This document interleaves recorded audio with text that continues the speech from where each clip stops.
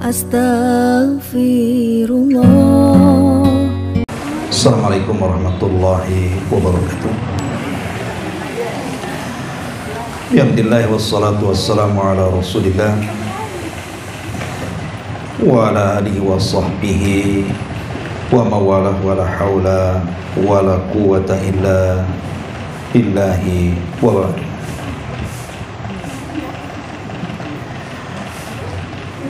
Alhamdulillah, di pagi menjelang siang ini kita bisa melanjutkan kajian kita, masih membahas Bulughul Maram, dan kita masuk pada bab salat istisqa pada hadis Umar ibn al-Khattab radhiyallahu anhu. Kita baca hadisnya. Wa anhu, maksudnya dan dari Anas ibn Malik radhiyallahu anhu, anna Umar ibn al-Khattab radhiyallahu anhu kana idza qahatu atau quhitu istasqa bil Abbas ibn Abdul Muttalib faqala Allahumma inna kunna natawassalu ilaika binabiyyina fatasqina wa inna natawassalu ilaika bi ammi nabiyyina fasqina qala fasuqauna fayusqauna. Dari Anas bin Malik radhiyallahu anhu bahwa Umar bin Khattab radhiyallahu anhu ketika kaum muslimin tertimpa musibah, ia meminta hujan dengan berwasilah kepada Abbas ibn Abdul Muttalib.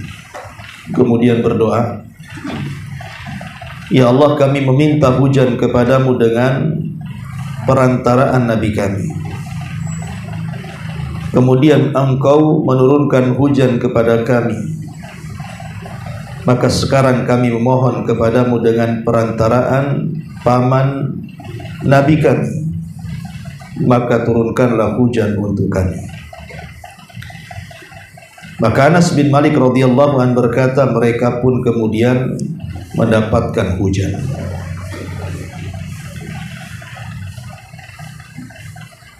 Hadis ini dikatakan oleh Muhammad ibn Qudamah rahimahullahu ta'ala dalam kitabnya Al-Mughni, wa yustahabu an yustasqa biman dhahara salahu. Disunahkan seseorang ketika meminta hujan meminta doa yang kepada orang yang zahirnya baik, li'annahu aqrabu ila ijabati du'ai, karena orang yang baik itu lebih dekat pengijabahan doanya. Fa inna Umar radhiyallahu an istasqa bil Abbas amin Nabi sallallahu alaihi wasallam. Makanya Umar kemudian meminta kepada Abbas untuk berdoa minta hujan, dan Abbas adalah paman Nabi sallallahu alaihi wasallam. Bahkan dalam sebuah riwayat bahwa Muawiyah bin Abi Sufyan pernah keluar minta hujan. Ketika dia sedang duduk di atas mimbar, maka Muawiyah bertanya tentang Yazid ibnul Aswad al-Jarashi, karena dia orang saleh. Maka Yazid pun kemudian berdiri dan Muawiyah mendoakannya. Kemudian dia berkata, Allahumma ya Allah, inna nastashfi'u ilaik bi khairina wa afdalina Yazid ibn al-Aswad. Ya Allah, sesungguhnya kami meminta bantuan kepadamu dengan manusia terbaik di antara kami dan terafdal di antara kami, Yazid ibn Aswad.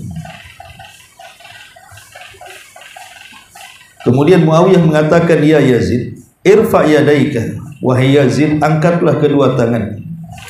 Maka Yazid pun mengangkat kedua tangannya, dan dia pun berdoa kepada Allah subhanahu wa ta'ala.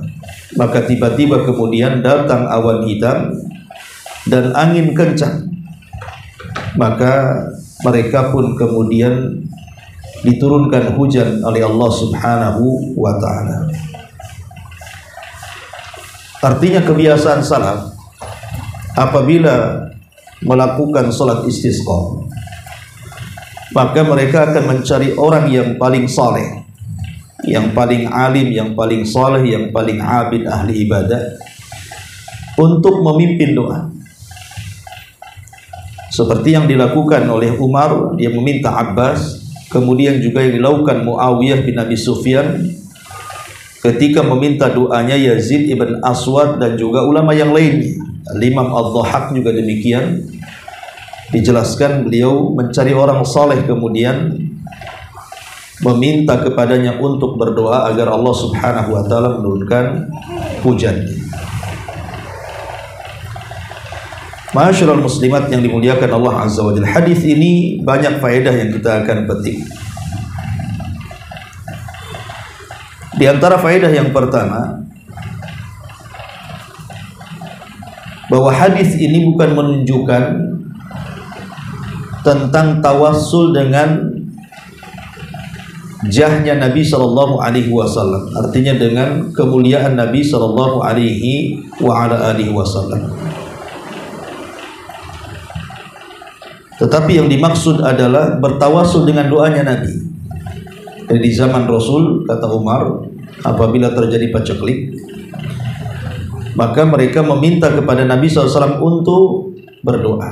Setelah ketika Rasul sudah meninggal, maka para sahabat Nabi SAW datang kepada Abbas, tidak meminta kepada kemuliaan Rasul, karena Rasul sudah wafat. Makanya datang kepada Abbas ibn Abdul Muttalib.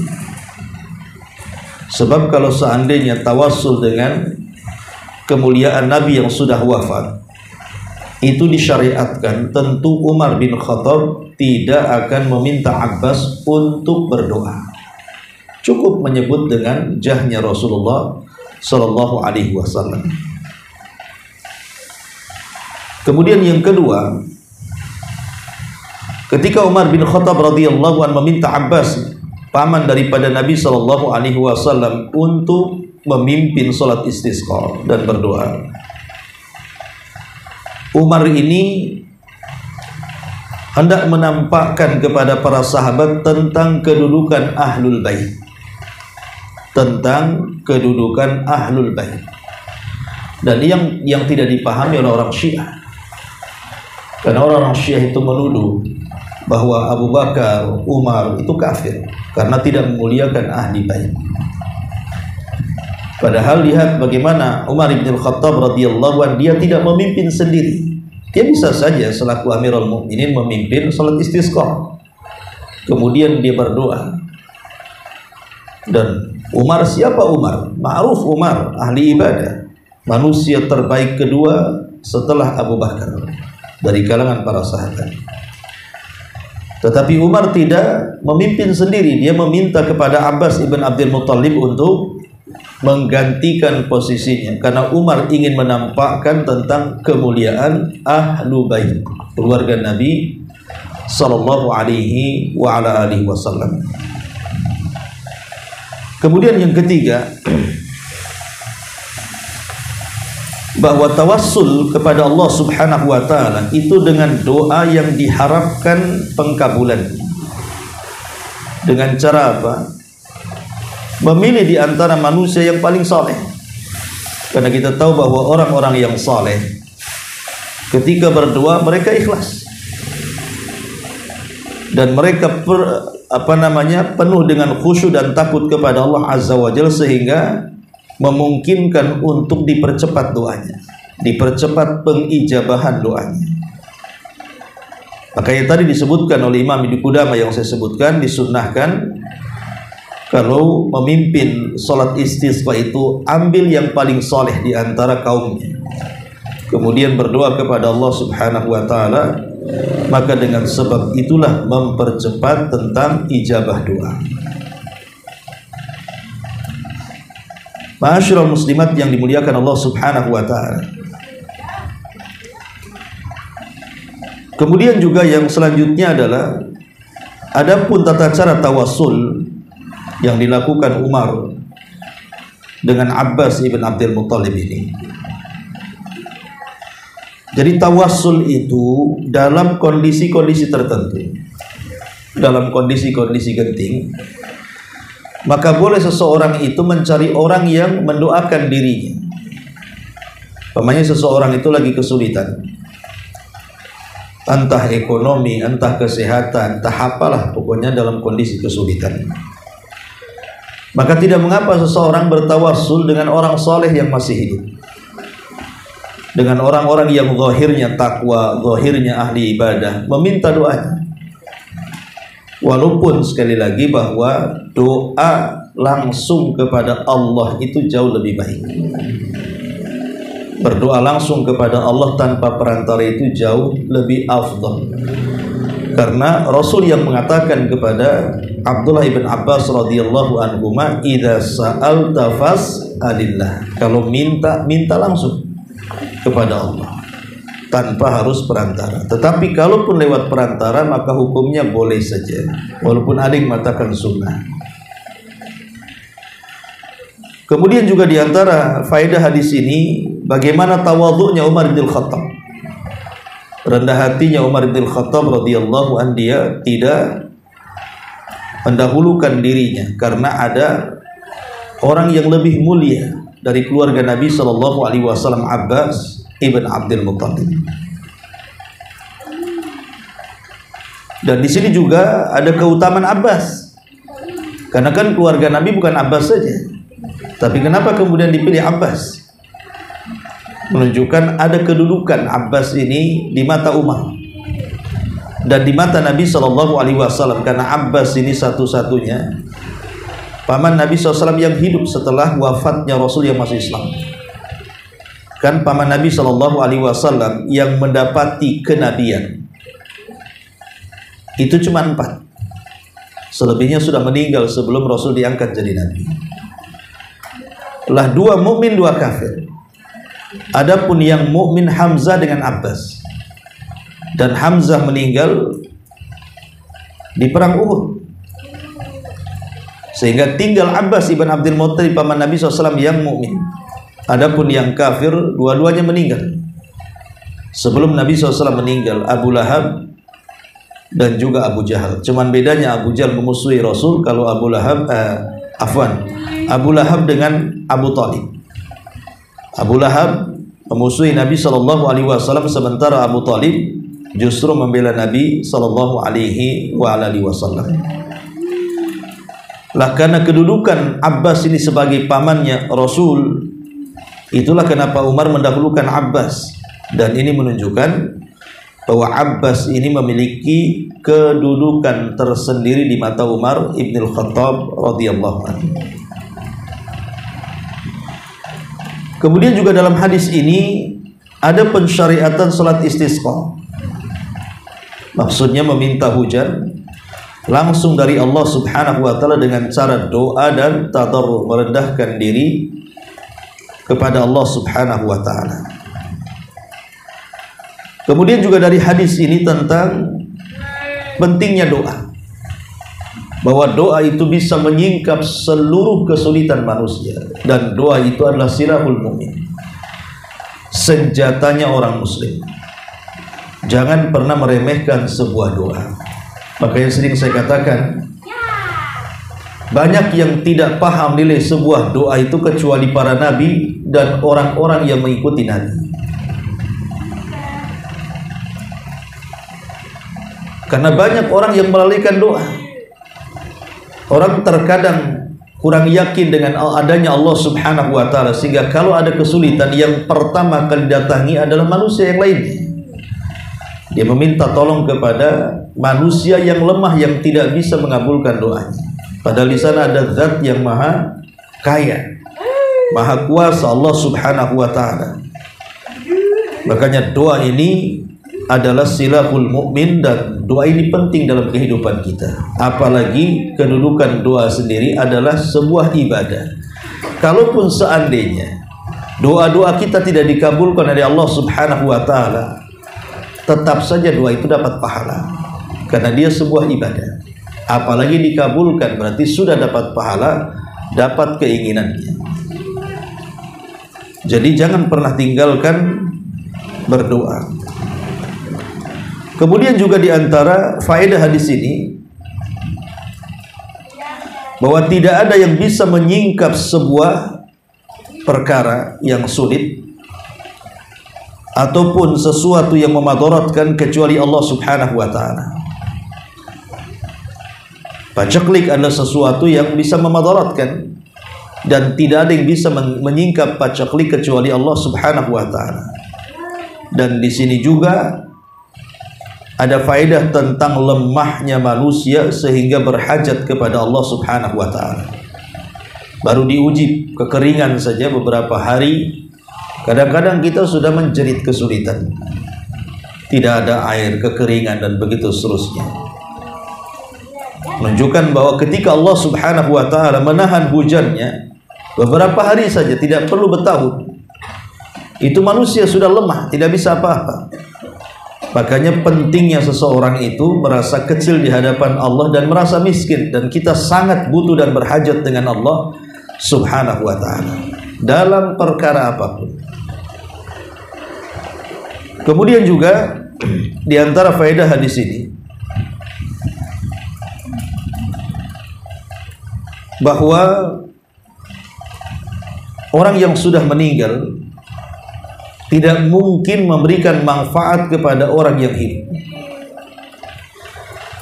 Orang yang sudah meninggal tidak mungkin memberikan manfaat kepada orang hidup. Makanya sahabat tidak datang ke kuburan Nabi, tapi datang kepada orang yang hidup, Abbas ibn Abdul Muttalib. Bisa saja para sahabat datang ke kuburan Nabi kan, kemudian meminta kepada Nabi yang ada di kuburan, tapi tidak dilakukan oleh para sahabat, karena mereka tahu Rasul sudah meninggal. Dan orang yang meninggal itu tidak mungkin memberikan manfaat kepada orang yang hidup. Tidak sebaliknya. Kalau orang hidup masih bisa memberikan manfaat kepada orang mati dengan cara berdoa, dan itu yang diharapkan orang yang mati. Tapi kalau orang mati kepada orang hidup, ya tidak bisa memberikan manfaat. Walaupun Nabi Shallallahu Alaihi Wasallam, kecuali kelak nanti pada hari kiamat, maka Nabi SAW akan memberikan manfaat bagi umatnya. Kemudian juga diantara faedahnya, bagaimana Abbas ini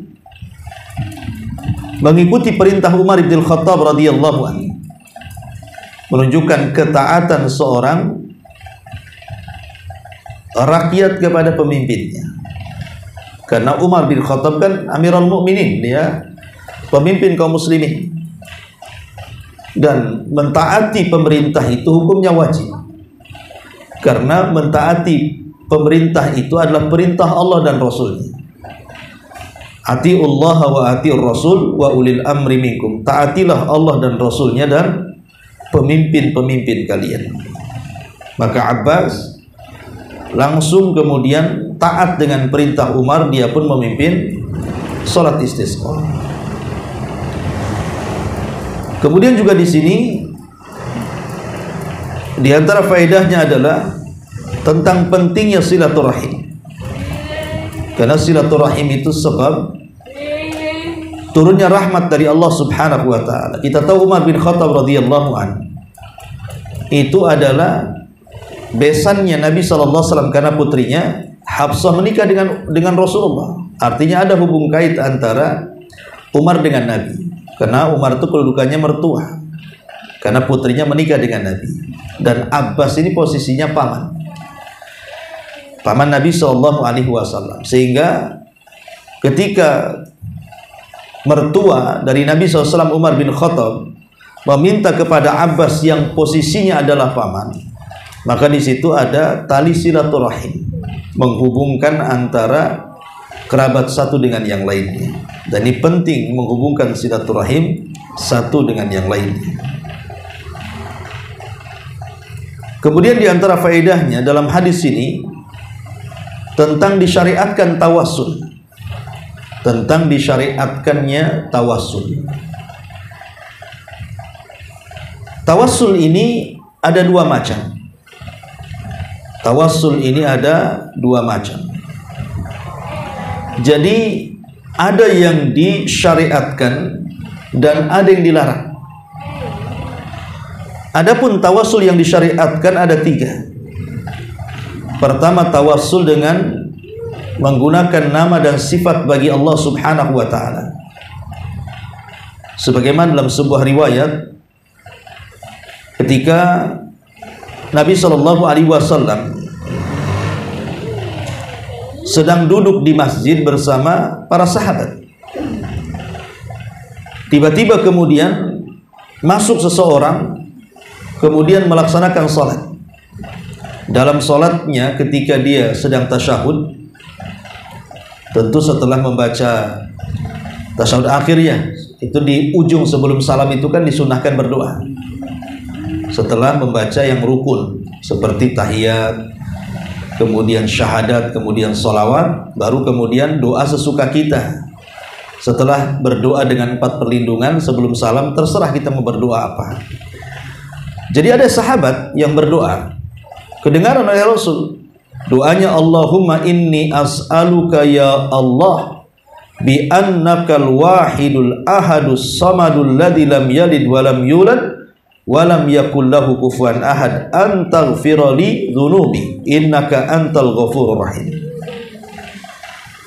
Jadi orang ini berdoa, ya Allah, aku meminta kepadamu zat yang maha esa, yang maha tunggal, yang semua manusia bergantung kepadamu, yang tidak melahirkan dan tidak dilahirkan dan tidak ada yang sebanding denganmu. Ampunilah dosa-dosaku, karena engkau zat yang maha pengampun lagi maha pengasih. Maka Nabi SAW ketika mendengar sahabat ini mengucapkan kalimat ini dalam tasyahudnya, dia langsung mengatakan, qad ghufira lahu, qad ghufira lahu, qad ghufira lahu. Sungguh dia telah diampuni, sungguh dia telah diampuni, sungguh dia telah diampuni. 3 kali. Dalam riwayat Rasul mengatakan, sungguh dia telah berdoa yang kalau dia meminta pasti dikabulkan, dan kalau dia berdoa pasti diijabah, karena dia telah menyebutkan Ismul Azam, nama Allah yang agung. Jadi di sini Nabi SAW mengatakan qad ghufira lahu, sungguh dosanya sudah diampuni sampai 3 kali.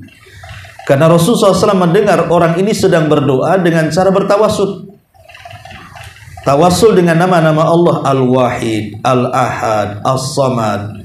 Ini kan nama-nama Allah, ya.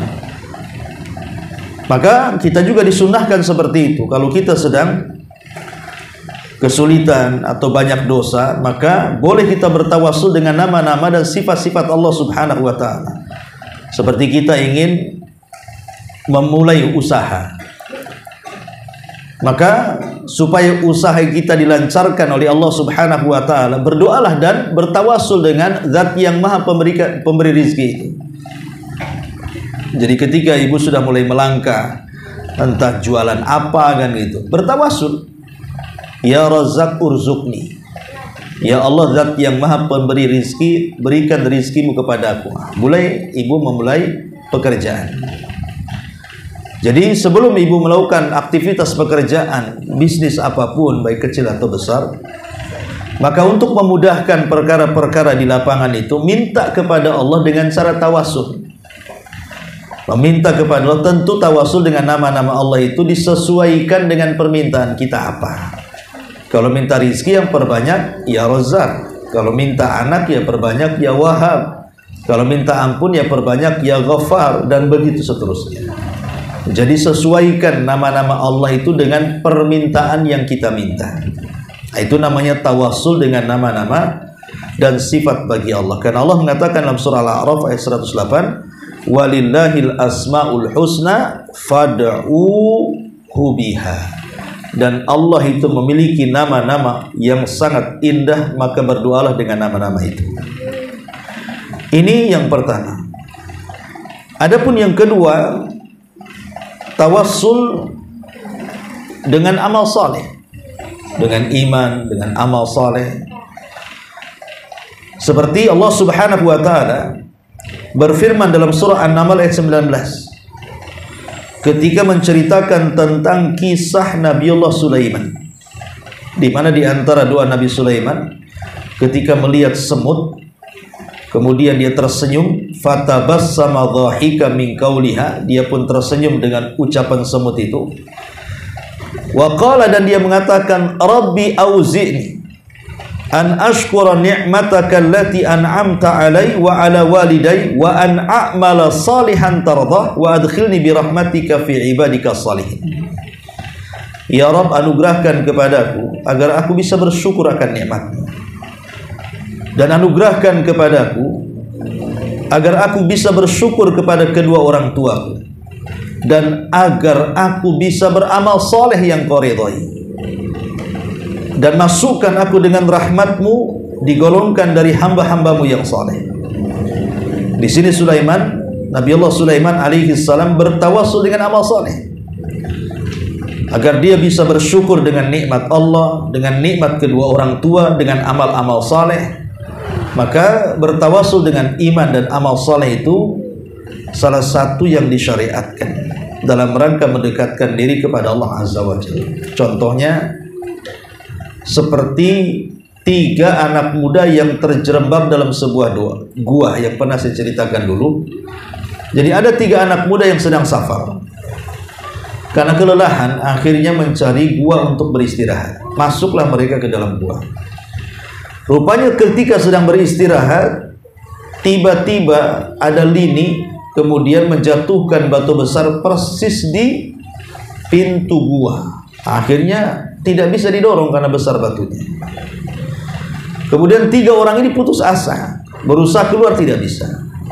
Akhirnya salah seorang di antara mereka mengatakan, kita tidak mungkin keluar dari gua ini kecuali karena pertolongan Allah. Maka untuk mendatangkan pertolongan Allah, mari kita bertawassul dengan amal soleh terbaik kita. Akhirnya yang satu bertawassul dengan birrul walidain, bahwa dia dulu pernah melakukan amalan yang sangat mulia berupa birrul walidain. Dia mendahulukan kedua orang tuanya dibandingkan anak istrinya. Jadi dia selalu memerahkan air susu untuk kedua orang tua, dan itu kebiasaan di setiap hari. Sampai satu hari dia telat sehingga kedua orang tuanya tertidur. Maka sebagai kafarah karena dia merasa bersalah telat memberikan air susu, maka dia langsung berdiri di tempat orang tuanya tidur menunggu bangun keduanya. Sementara anak istrinya sedang kehausan, kelaparan. Tapi dia tetap berdiri sampai kedua orang tuanya bangun, kemudian memberi minum kepada kedua orang tuanya. Kata orang ini, ya Allah, kalau memang perbuatanku ini sebuah amal saleh dan ada pahalanya, bukakan pintu gua itu. Akhirnya tergeserlah pintu gua secara ajaib, tapi tidak bisa keluar juga karena baru kecil lubangnya. Kemudian yang kedua, mulai dia bertawassul bahwa dia dulu punya pekerja. Saat hendak digaji, hilang pula pekerjanya ini bertahun-tahun. Ketika kemudian dia butuh dengan uang yang pernah dia bekerja, dia mau mengambil kembali. Tiba-tiba oleh majikannya diperlihatkan kambing 1 lembah.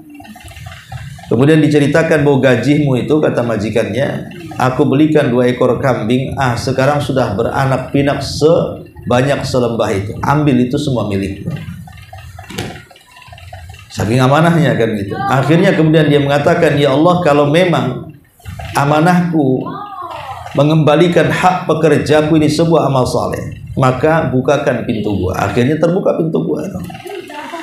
Kemudian orang yang ketiga bertawassul dengan afaf, menjaga kehormatan, karena ketika dia hendak berzina dengan seorang wanita, kemudian wanita ini menasihati, bertakwalah kau kepada Allah wahai anak muda. Akhirnya orang ini takut dan membiarkan si wanita keluar dan beri uang.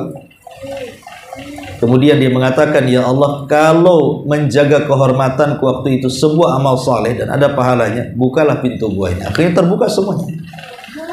Dari riwayat ini kata para ulama, jangan pernah remehkan amal kecil sekecil apapun. Apalagi amal kecil itu identik dengan keikhlasan. Karena terkadang amal-amal yang dilakukan dengan cara ikhlas itu bisa kita gunakan sebagai senjata pamungkas saat kita sedang mengalami kesulitan. Pokoknya kita lagi sulit, tidak bisa keluar dari sebuah permasalahan, rasanya dunia ini kiamat, maka kita bisa menggunakan amal soleh. Ingat-ingat ibu dulu pernah beramal apa yang paling ikhlas menurut ibu. Kemudian kita katakan, ya Allah dulu aku beramal ini. Kalau memang amalan itu kau terima, ada pahalanya, saya sedang kesulitan nih, tolong singkapkan dan uraikan kesulitanku. Nah, itu namanya tawasul dengan amal soleh. Lah yang terakhir inilah tawasul dengan orang yang soleh. Seperti hadis yang kita bahas di sini, di mana para sahabat Nabi SAW dipimpin oleh Umar bin Khattab radhiyallahu anhu, mereka datang kepada Abbas supaya berdoa kepada Allah dalam kondisi kesulitan, paceklik yang berkepanjangan. Akhirnya Abbas pun kemudian berdoa kepada Allah Subhanahu wa ta'ala agar meminta kepada Allah Subhanahu wa ta'ala supaya dihujani.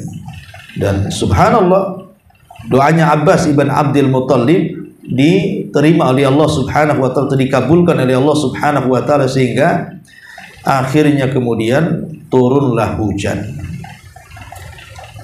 Lah di antara doa Abbas dalam riwayat yang lain, ya, doa Abbas di antara riwayat yang lain itu, di mana isi doa itu adalah pengakuan tentang dosa. Kenapa kemudian doa Abbas ibn Abdul Muttalib dan riwayat yang lain itu menunjukkan tentang pengakuan dosa dan taubat?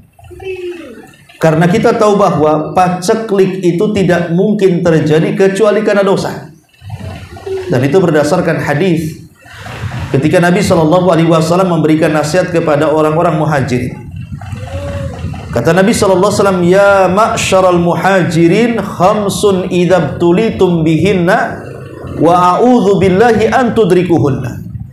Wahai muhajirin, aku berlindung kepada Allah dari 5 perkara jangan menimpa kalian. Kemudian salah satu dari 5 perkara itu, wa ma muni'u, dan tidaklah mereka, wa ma, gimana lafadznya, dan tidaklah mereka mencegah sebuah zakat, illa muni'ul qatra minas sama. Ketika mereka mencegah zakat itu, illa muni'ul qatra minas sama, kecuali Allah akan mencegah 1 tetes hujan pun dari langit. Walaulal bahaim lam yumtau, kalau bukan karena binatang ternak yang kehausan, tentu Allah tidak akan pernah menghujani selamanya. Dari sini kita tahu bahwa sebab paceklik itu karena apa? Maksiat. Orang tidak mau lagi bayar zakat, pelit dengan zakat, ya. Tidak mau sedekah lagi, sudah pelit dengan sedekah. Makanya Nabi mengatakan, wa ma mana'u zakata amwalihim, tidaklah mereka menahan zakat-zakat harta mereka, illa muni'ul qatra minas sama, kecuali akan dicegah 1 tetes air hujan dari langit. Falaulal bahaim lam yumtaru, kalau bukan karena binatang ternak mereka tidak akan dihujani. Maka jelas terang dari hadis ini bahwa sebab kenapa Allah tahan hujan itu salah satunya karena maksiat. Lah salah satu maksiat yang paling dominan kenapa kemudian hujan ditahan adalah tidak mau bayar zakat, tidak mau sedekah, bakhil dengan kekayaan. Ma'asyiral muslimat yang dimuliakan Allah Subhanahu wa ta'ala. Jadi dari sini kita tahu bahwa doa istisqa itu harus betul-betul seseorang itu mengakui dosa-dosanya. Makanya kenapa dianjurkan ketika sholat istisqa itu ibu keluar dengan pakaian yang lusuh. Jangan sholat istisqa pakaiannya ngejreng-ngejreng gitu kan, ataupun menggunakan menor-menor dan begitu seterusnya. Nggak begitu ya, keluar saja, nggak usah pakai bedak, pakai lipstik, pakai apa, pakaiannya pun yang paling jelek yang pernah ibu punya, keluar sholat istisqa. Karena tujuannya kita adalah sedang merasa butuh dengan Allah. Kita ini hamba, tunjukkan kita ini lemah di hadapan Allah, bahwa Allah itu kuat. Kita ini sangat berhajat dengan Allah, dan Allah lah pemberi hajat-hajat kita. Makanya kenapa sholat istisqa sampai seperti itu, dan danannya pun harus diatur, menunjukkan kelemahan dan kefakiran kita di hadapan Allah. Kemudian setelah itu ada pengakuan dosa, pengakuan dosa, dan juga kita bertobat kepada Allah Subhanahu wa ta'ala. Ma'asyiral muslimat yang dimuliakan Allah Subhanahu wa taala. Inilah di antara tawassul yang disyariatkan. Tapi sekali lagi khusus untuk yang terakhir. Kalau yang pertama dan yang kedua, tawassul pertama dengan nama dan sifat Allah, yang kedua tawassul dengan iman dan amal soleh, ini sepakat. Ya, tidak ada khilaf ulama, disyariatkan. Artinya hukumnya sunnah. Tapi yang ketiga, meminta doa kepada orang soleh, ini hukumnya hanya boleh saja. Pendapat yang kuat hukumnya boleh, tidak sampai kepada sunnah. Karena sekali lagi sebaik-baik doa adalah tanpa perantara, langsung kepada Allah Subhanahu wa taala. Itu sebaik-baik doa. Tapi kalaupun seandainya datang kepada orang yang zahirnya soleh kemudian kita minta doa, maka tidak mengapa. Boleh, tidak ada masalah. Tapi kalau sampai kepada sunnah, menurut para ulama, pendapat yang kuat hanya boleh saja. Kita tidak mengingat ada yang mengatakan sunnah, tetapi pendapat yang kuat hukumnya boleh. Sebaiknya kalau kita ingin meminta sesuatu, maka langsunglah permintaan kita kepada Allah tanpa harus meminta kepada orang lain. Ini diantara faedah hadis ini. Baik, kemudian hadis selanjutnya di sini wa anhu, dan dari Anas juga Ibn Malik radhiyallahu anhu. Qala ashabana, berkata ashabana. Qala berkata Imam Anas bin Malik radhiyallahu anhu, masih hadis Anas ini. Qala asabana, telah mengenai kami hujan. Wa nahnu ma'a Rasulillah sallallahu alaihi wasallam matar, dan kami bersama Rasul, jadi kami terkena hujan. Qala fahasara thawbahu, maka Rasul membuka sebagian pakaiannya, hatta asabahu minal matar, supaya sebagian badannya itu tersentuh dengan air hujan. Wa qala, dan Nabi SAW mengatakan, innahu hadithu ahdin bi rabbi, sesungguhnya ini hadithu ahdin bi rabbi, maksudnya baru saja Allah Subhanahu wa taala menurunkan rahmatnya. Baru saja Allah Subhanahu wa taala menurunkan rahmatnya. Hadis ini disebutkan oleh Imam Nawawi rahimahullahu taala, annahu yustahabu inda awalil matar, disunahkan ketika permulaan turun hujan, an yakshifa ghaira auratihi, seseorang boleh membuka selain auratnya, liyanalahul matar, supaya terkena air hujan. Kenapa? Karena kita ingin mendapatkan berkah dari turunnya rahmat, ya. Makanya ibu kalau seandainya berada di rumah kemudian turun hujan, maka tidak perlu takut ibu terkena hujan. Ada orang yang ketakutan dengan hujan, sehingga ketika ada hujan tuh langsung lari-larinya masuk rumah kan. Entah kenapa, alasannya nanti kalau kena kepala sakit kepala lah Ustaz gitu. Itu karena mitos terlampau di sugestinya kekencengan itu namanya. Makanya jadi betul sakit kepala jadinya kan.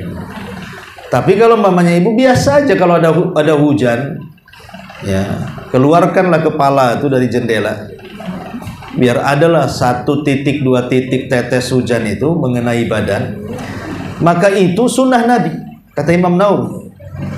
Ya, kalaupun tidak kepala, ya mamanya tangan begini masukkan ke jendela kan, sambil begini. Ya, yang penting adalah setetes 2 tetes hujan itu kena badan kita. Karena Nabi SAW itu sunnah, karena itu bagian daripada apa? Mendapatkan rahmat. Makanya Rasulullah SAW mengatakan, innahu hadithu ahdi bi rabbi. Ya, maknanya ketika itu baru saja turun rahmat dari Allah Subhanahu wa ta'ala. Ya. Kemudian dalam hadis ini ada beberapa faedah tentang, yang pertama tentang kashful badan ghairul aurah, disunahkan membuka sebagian badan yang jelas bukan auratnya, bukan aurat. Inda nuzuli al-matari liyusibal jasad, ketika turun hujan supaya jasad kita ada yang terkena dengan hujan tersebut. Ini sunnah Nabi Shallallahu Alaihi Wasallam yang tadi disebutkan oleh Al-Imam An-Nawawi rahimahullahu taala.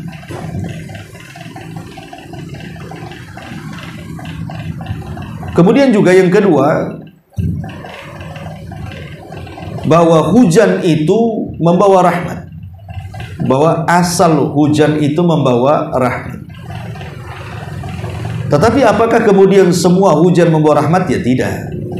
Ada juga hujan itu datang dengan azab.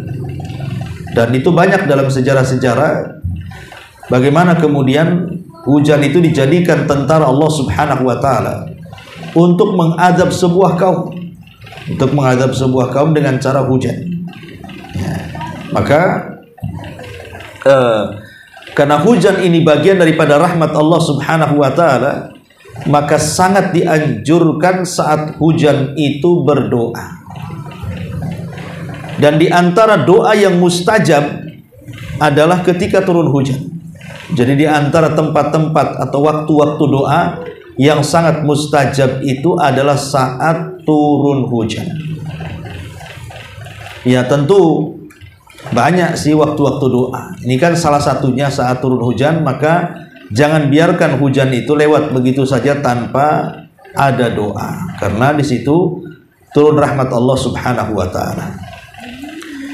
Adapun tentang beberapa keyakinan tentang apakah kemudian hujan ini bisa digunakan untuk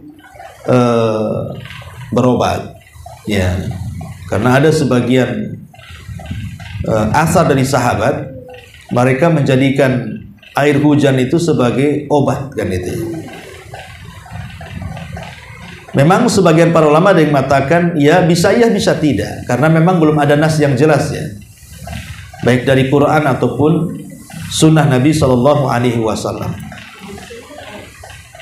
Makanya ada sebagian ulama diantaranya dijelaskan di sini,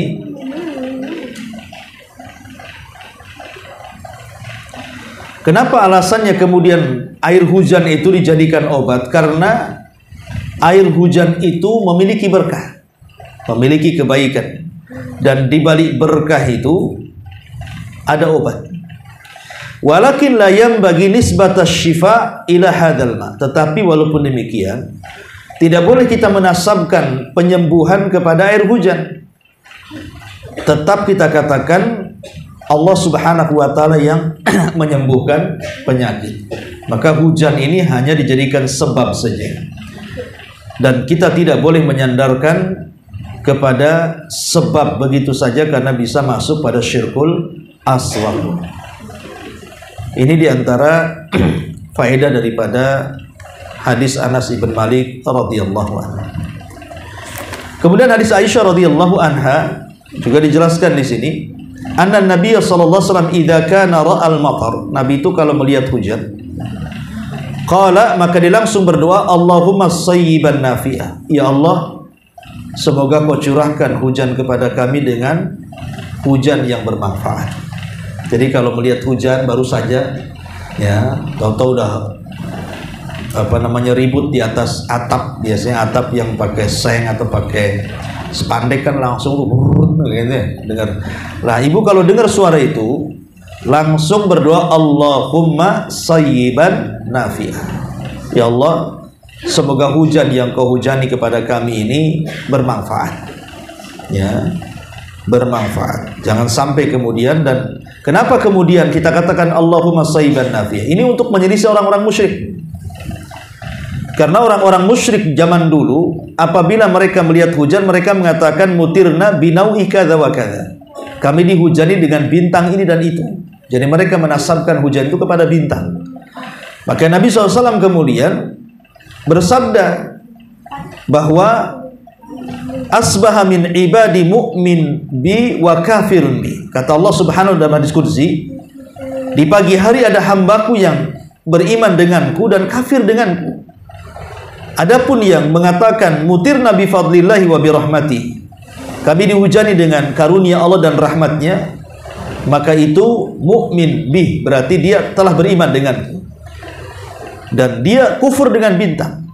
Tapi barang siapa yang mengatakan mutirna binawi kada wa kada, kami dihujani dengan bintang ini dan itu, fadzalika kafirun bi, maka dia telah kafir denganku, mukminun bil kawakib, dan beriman dengan bintang. Jadi ketika kita menyebutkan Allahumma shayban nafi'a, berarti kita sedang menyelisih akidahnya orang-orang musyrik.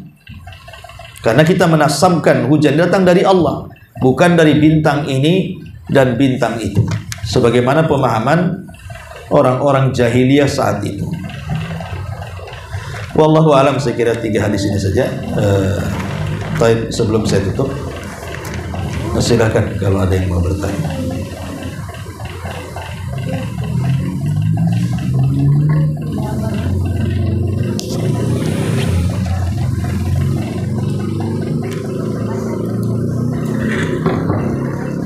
Assalamualaikum warahmatullahi wabarakatuh. Waalaikumsalam. Ustaz, tadi kan dikatakan bahwa doa itu adalah ibadah, doa pun ibadah. Nah, yang ingin ditanyakan adalah apakah doa itu bisa kita panjatkan kepada Allah kapan aja dan dalam kondisi apa aja, dan tanpa kita mengedepankan adab-adab dalam berdoa, Ustaz. Nah, ya, alhamdulillah. Pertama, doa itu ada 2 macam. Ada yang disebut dengan doaul ibadah, doa dalam bentuk rutinitas ibadah, seperti doa habis sholat, itu aja yang dibaca. Doa masuk kamar mandi, keluar kamar mandi, itu aja yang dibaca. Kemudian doa sebelum tidur dan sesudah tidur, itu juga yang dibaca. Itu namanya doa ibadah, rutinitas. Ya, itu aja dibaca. Dan harus dibaca pada tempatnya. Nggak bisa doa tidur dibaca mau makan, doa makan pula dibaca ketika doa puasa, kan gitu. Jadi harus sesuai dengan tempatnya. Dan secara umum doa ibadah masuk pada semua ibadah, termasuk sholat, puasa, zakat, ibadah, semua ibadah itu di dalamnya pasti ada doa ibadah. Kemudian yang kedua namanya doa masalah. Nah, doa masalah ini adalah doa ketika kita sedang ada kesulitan. Ya, tentu doa masalah sendiri bisa dilakukan dengan adab atau spontanitas. Seperti Nabi SAW mengatakan, apabila tali sendalmu putus, maka mintalah kepada Allah tali sendalmu. Jadi kalau seandainya kita sedang jalan kaki atau mogok motor kita, minta kepada Allah, ya Allah, mogok saya, motor saya mogok, mudah-mudahan di depan ada bengkel. Nah, itu doa namanya. Ya. Karena Rasul mengatakan, kalaupun tali sendal kita yang putus, suruh minta tali sendal. Apakah kemudian tiba-tiba hujan tali sendal? Ya, tidak begitu cara Allah memberikan tali sendal. Boleh jadi kemudian setelah berjalan beberapa meter, kilo, tahu-tahu ketemu orang ngasih sendal. Nah, sendal yang baru, kan kita nggak tahu, ya kan? Jadi maksudnya adalah boleh doa spontanitas ketika kita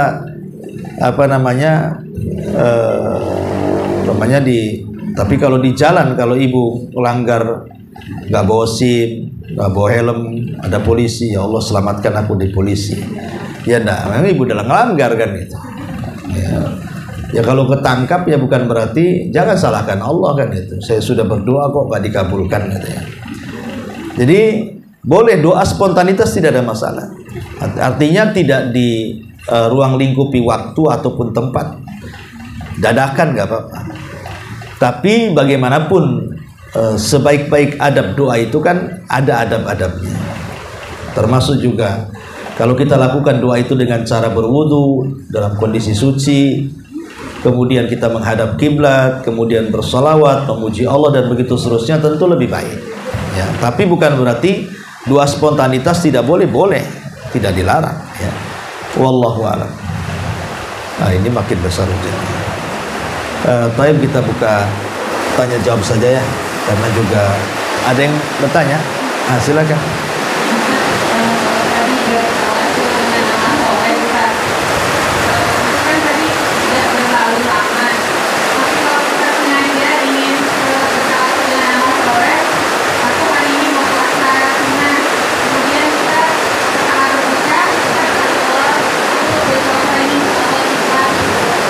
Boleh, nggak ada masalah. Yang penting amal itu sudah dilakukan. Dan jangan amal belum dilakukan bertawasul. Ya Allah, minggu depan saya mau puasa. Kalau kau terima puasa hari ini saya lagi butuh. Nggak begitu. Jadi bertawasul itu dengan amalan yang sudah dilakukan, bukan amalan yang belum dilakukan. Mau dilakukan sekarang, mau dilakukan kemarin, mau minggu depan, tidak ada masalah. Yang penting sudah dilakukan, sudah selesai. Seperti ibu tadi puasa Senin, maghrib selesai kan puasanya. Setelah maghrib ibu berdoa dengan tawasul, kalau memang puasa ini ikhlas, diterima. Ya Allah, saya lagi sulit, tolong mudahkan. Gak apa-apa. Yang penting sudah dilakukan amal soleh. Tidak mengharuskan harus setahun 2 tahun, tidak. Ya, karena tidak ada ketentuan soal itu. Ya, saya kira cukup. Kita buat tanya jawab saja. Pertanyaan yang pertama,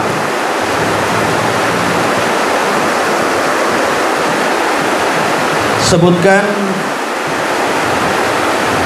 3 faedah dari hadis Anas ibn Malik dari Umar bin Khattab radhiyallahu anhu yang meminta tawasul kepada Abbas. 3 saja faedahnya. Tadi saya sebutkan banyak. Iya, silakan.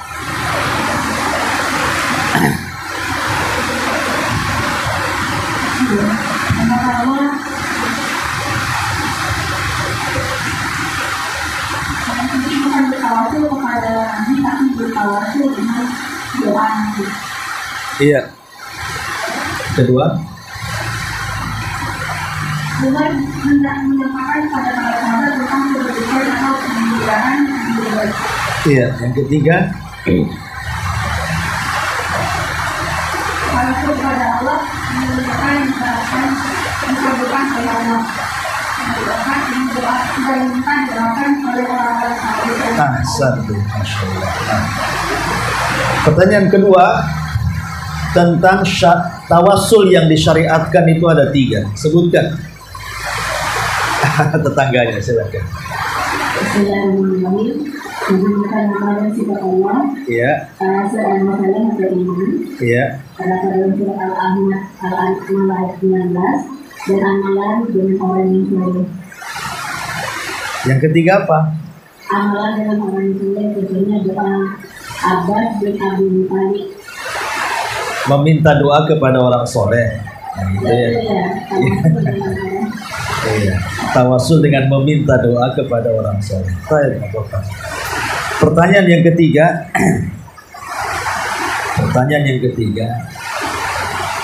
Kalau kita melihat hujan, doanya apa? Semua jawab. Nanti dirobek satu-satu. Silakan. Belum dijawab ya, nggak apa-apa. Allahumma shayyiban nafi'an. Ahsanti, Allahumma shayyiban nafi'an. Ya, ini saja yang bisa disampaikan. Insyaallah kita ketemu di lain kesempatan. Subhanallah wa bihamdika, asyhadu an la ilaha illa anta, astaghfiruka wa atubu ilaik.